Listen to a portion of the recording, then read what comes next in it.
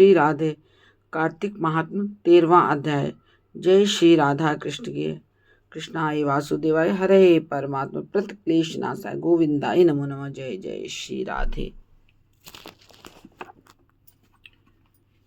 इतनी कथा सुनकर राजा पृथु ने कहा कि हे महाराज, कृपा करके भगवान की पूजा का महात्म्य कहिए।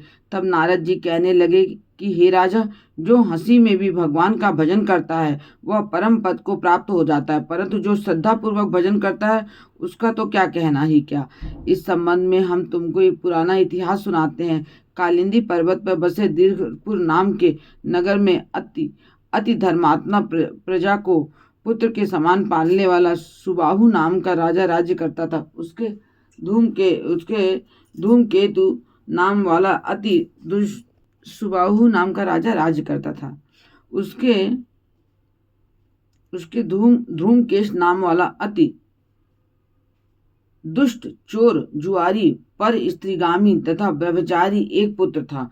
उसकी यह दशा देखकर उसके पिता राजा सुबाहु ने उसको ताड़ना दी, परंतु वह किसी प्रकार नहीं माना। गेंद खेलते हुए एक दिन उसकी गेंद छोटी रानी के महल में जा गिरी। जब वह गेंद लेने के लिए महल में गया तो रानी उस पर मोहित हो गई और उन दोनों ने कामांध होकर भोग किया। जब राजा को इस बात का पता चला तो उसने कुमार को देश निकाला दे दिया। पुत्र होने के कारण उसे प्राण दंड नहीं दिया। अब राजकुमार वन में रहकर प्रतिदिन मांस खाता, रात्रि को वेश्याओं के घर में रहता, चोरी आदि करके जो द्रव्य लाता वह वेश्याओं को दे देता।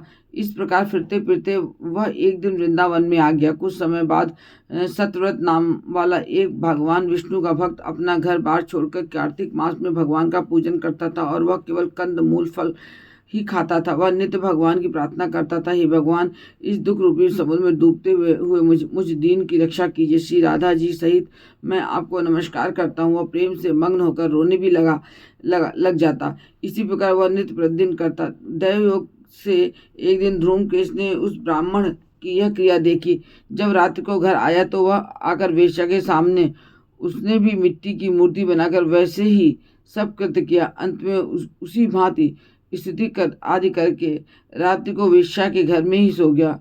दैव योग से राजा के दूत भी उसी समय वहां आ गए।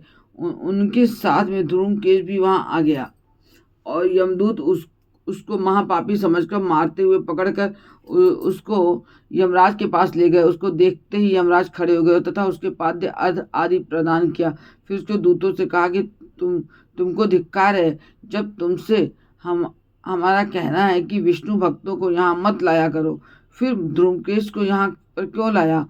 उसने चाहे हास्य में ही कार्तिक मास का व्रत वृंदावन धाम में किया, मगर फिर भी वह वैकुंठ को जाने योग्य है।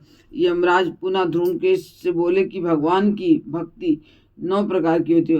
उसकी कथा सुनने से राजा परीक्षित, कीर्तन से सुखदेव, स्मरण से प्रहलाद, पाद सेवा से लक्ष्मी, पूजा से पृथु, वंदना से अक्रूर, दास भाव से सुग्रीव, मित्र भाव से अर्जुन, आत्मनिवेदन से राजा बलि जिस प्रकार परम पद को प्राप्त हुए, उसी प्रकार तुमने भी चाहे हास्य में ही भगवान की पूजा की, मगर फिर भी तुम स्वर्ग के अधिकारी हो। यद्यपि तुम अपने कर्मानुसार पहले नरक में अधिकारी थे, मगर अब वैकुंठ के अधिकारी हो। कार्तिक मास में की गई भगवान की पूजा व्यर्थ नहीं जा सकती है। जहाँ पर भगवान शालिग्राम है वहाँ पर ही गंडकी नदी और सब तीर्थ है। सब धूमकेश यमराज से पूछने लगा कि भगवान सब नदियों को छोड़कर गंडकी को कैसे प्राप्त हुए। यमराज कहने लगे कि किसी प्रकार वेद शिरा नाम के ऋषि सब लोगों के हित के लिए गंगा तट पर तपस्या कर रहे थे। उस रमणीक स्थान में उनके तप से इंद्र अत्यंत भयभीत हुए और उनकी तपस्या को भंग करने के लिए मंजू घोषा नाम वाली अप्सरा को भेजा। मंजू घोषा वन में क्रीड़ा करती हुई अपने यौवन तथा रूप का प्रदर्शन करके अनेक हाव भाव दिखाते लगी। उसी समय मंजू घोषा ने मुनि के चरण का स्पर्श भी किया तो ऋषि ने रोमांच खड़े हो गए। उस समय मंजू घोषा ने ऋषि को अपने वश में जानकर उनके गले में अपनी भुजाएं डाल दी। तब ऋषि ने क्रोधित होकर श्राप दिया कि तुम क्योंकि मुझे इस संसार सागर में डालने को उद्यत हुई हो, सो तुम नदी बन जाओ। जब मंजू घोषा कहने लगी, हे मुनि, मैं श्राप योग्य नहीं हूँ, आप मुझे क्षमा कर दीजिए।